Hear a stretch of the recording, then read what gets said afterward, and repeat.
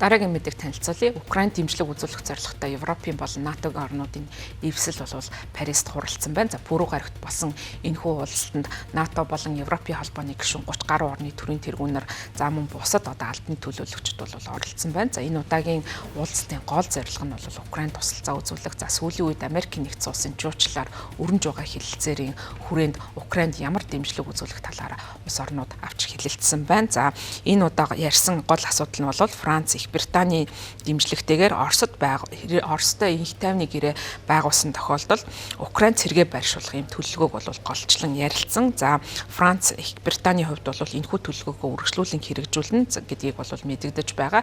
Гэхдээ энэ хоёр улсын санаачилсан энэхүү төлөвлөгөөнд бол бүх Европын болон НАТО-гийн орнууд оролцохгүй байж магадгүй гэсэн ийм мэдээллийг Францын ерөнхийлөгч Эммануэль Макрон бас мэдэгдэж байна. За Макроны хувьд Америкийн нэгдсэн улсын энэхүү явуулж байгаа зуучлалын ажиллагааг бол сайнаар бол хүлээн авч байгаагаа мэдгдсэн. Гэхдээ бол бас Украиныг ямар нэгэн байдлаар хамгаалтгүйгээр орхих явдал нь бол буруу гэж үзэж байгаа учраас Их Британи, Францаас гадна бусад хэд хэдэн улс бол зэвсэгт хүчний нэг хэсэг болон Украинд үүрэг гүйцэтгэх сонирхолтой байгаагаа илэрхийлсэн. За ингэж цэргийн хүч Украинд байршуулах нь Оросыг Украинд дахин тавталгаас сэргийлэх энхийн гэрээг улам бүр баталгаатай болоход бол чухал үүрэгтэй гэж үзэж байгаа юм байна. За Европын зарим орнууд бол Украинд цэргийн хүчин байрлуулахаас татгалзаж байгаагийн нэг шалтгаан нь Трамп ийм багийг агаарын болон бусад байдлаар бол цэргийн тусламж үзүүлэхгүй байж магадгүй. Энэ нь бол тодорхойгүй байгаа учраас бол үүнд нэгдэх сонирхолгүй байгаа гэдгээ мэдэгдсэн. За харин Францын ерөнхийлөгч Эммануэль Макрон Америкийн нэгдсэн улсын дэмжлэгтэй дэмжлэггүйгээр цэргийн хүчнийг байршуулах боломжтой гэж үзэж байна.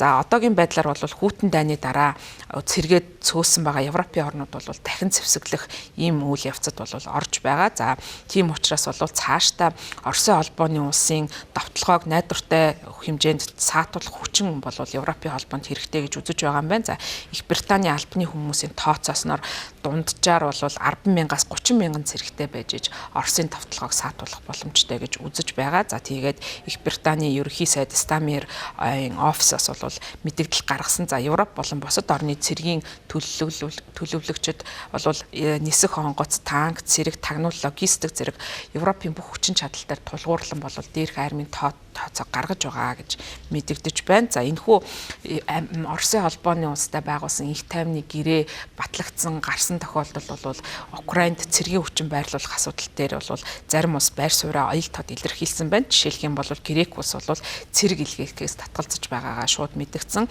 За тус улсын ерөнхий сайд Киракос Мицотакас бол эдгээр ярьж байгаа зүйл нь бол бид нарыг хооронд нь талцуулж хуваагдуулсан зүйл болж байна. За дайныг бол аль болох хурдан дуусгах нь чухал гэдгийг мэдгдсэн. За харин Италийн ерөнхий сайд Жоржо Мелони бол Итали улс Украинд цэрэг байрлуулах боломжтой биш гэдгээ бол мэдэгдэж байгаа.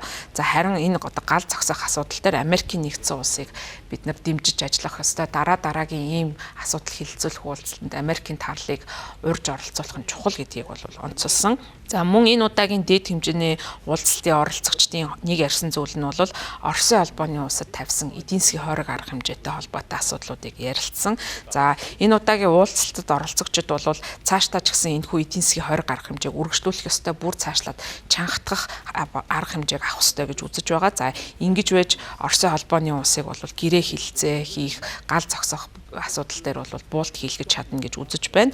Энэ асуудалтай холбоотой бол Зеленский мэдээлэл гаргасан. За тэрээр бол Оросын эсрэг хориг хэмжээг яг цуцлах юм бол дипломат харилцааны хувьд томоохон сүрэл болно. Хориг арга хэмжээ бол Оросыг нухацтай яриа хэлцээд оруулахад гол үзүүлэх дарамт чухал. Бидний хувьд бол яг хэрэглэх юм бодлогын хэрэгсэл бол цөөхөн байгаа. За түүний нэг нь бол яхаа аргагүй хориг арга хэмжээ юм а гэж мэдэгдэж байгаа. За мөн Америкийн нэгдсэн улс бол энэхүү гэрээ хилцээрийг явуулах үйл ажиллагааг удирдан зохион байгуулж уучлж байгаа ч гэсэн Украиний ерөнхийлөгч Владимир Зеленский энэ болж байгаа уулзалтанд Европын орнуудын тэргүүн ялангуяа Францын ерөнхийлөгч Макрон, за Их Британий ерөнхий сайд Кер Стамер зэрэг тэргүүтэй хүмүүсийг ширээний ард суулгаж бол асуудлыг хилцэх ёстой гэсэн ийм байр суурьтай байгаагаа мэдгдсэн байна.